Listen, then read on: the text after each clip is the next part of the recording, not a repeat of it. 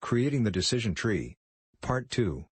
Finally, a chance node should be added at the bottom part of the tree to consider the potential impact of deciding not to contract a field consultant.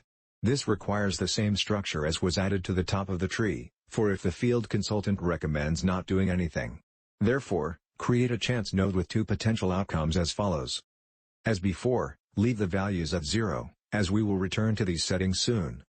At this point, the whole tree structure is complete. However, two additional elements need to be completed.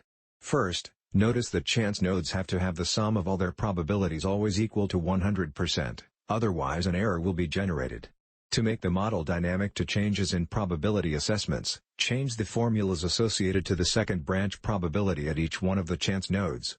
For example, at cell D5, which currently holds the probability of an impact of doing nothing, change its hard-coded value from 70% to the following formula, equals 1 minus D1. Thus, every time the probability in D1 is modified, the probability of no impact, this respective probability will change accordingly, always guaranteeing that their sum will equal 100%.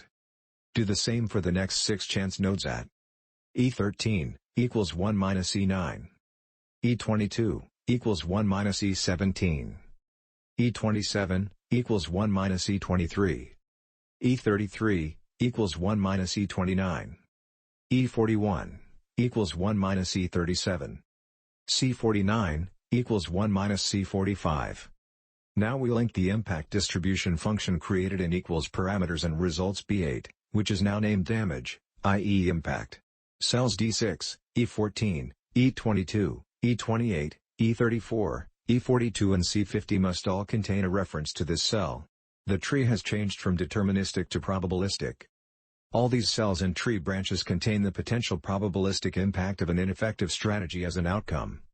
At this point, the tree is ready, as stochasticity has already been placed upon it. It should look like this.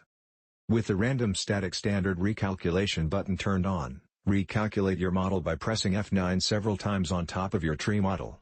You will be able to see the effects of recalculation on your model. Pay especially close attention to the first decision on whether contracting or not the field consultant, cells B7 and B47. You will notice how these cells change from true to false, interactively signaling the prescribed path recommended, at that particular iteration by the tree.